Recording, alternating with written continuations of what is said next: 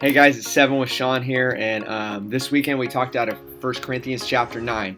We talked about consistency and our habits, and really discipleship is it's taking old ungodly habits and replacing them with godly habits. It's taking the old Shawn and filling it with Christ, so I look like the new Shawn. That's really what discipleship is. Sometimes we equate discipleship with knowing the Bible, and the truth of the matter is knowing the Bible is not discipleship unless you apply it. So I always want to remind us of that. So we talked about habits this time, and consistency. Consistently doing the same thing over a long period of time really changes you fundamentally, especially if they're godly habits.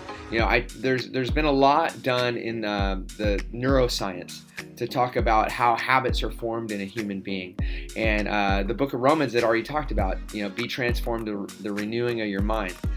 That in your brain you have habits you've done your whole life, good ones and bad ones, but really habits are almost like water running down a rock, and the longer the water runs down the rock, it begins to create a groove in the rock, and it flows that way. And that's what your brain, you have neural pathways is what neuroscience calls it, and your habits create these neural pathways, and that's why you end up just doing things sometimes not even thinking about it, because you've done it over and over and over.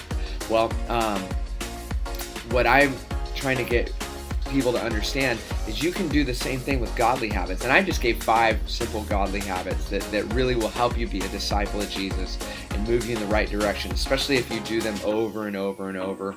And and it was Bible reading, it was prayer, it was servanthood, serving, and it was being in fellowship and community with other believers, and then it was giving. And those things actually really reshape who you are, and they allow you to grow your roots deep.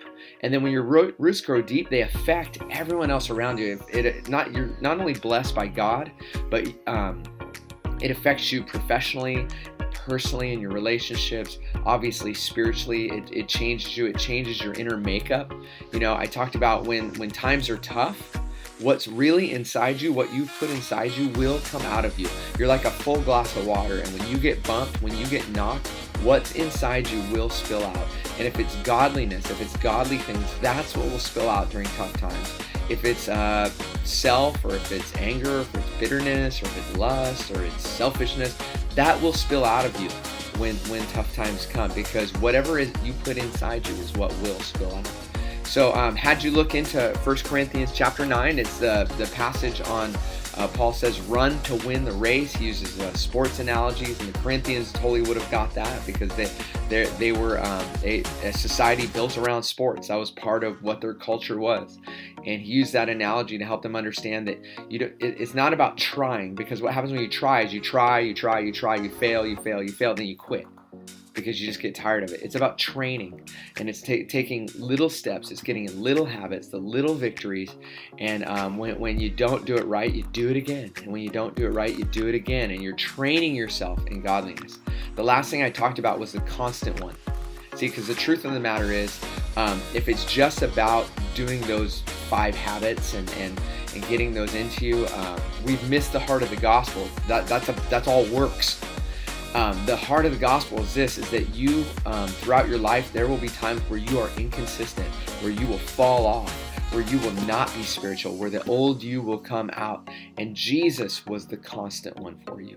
He was the one that came, and he knew that you would fail. He knew that there were times where you would be ungodly. There would be seasons of your life where you weren't good at following him, and it didn't matter, because he lived a perfect life for you. And if you're just trying to do these good things and get these good habits so you can get God's blessing, you can get something from God, you miss the heart of the gospel.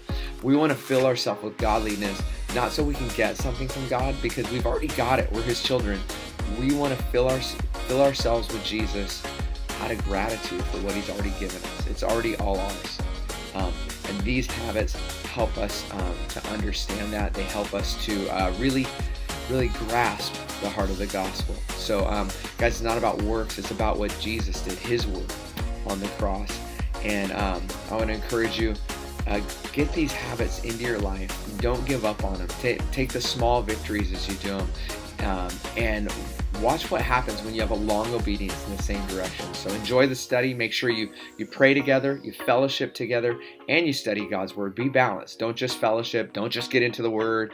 Don't just pray together. Try and be a balanced group, and with the allotted time that you have for your group. So guys, love you. Go be the church.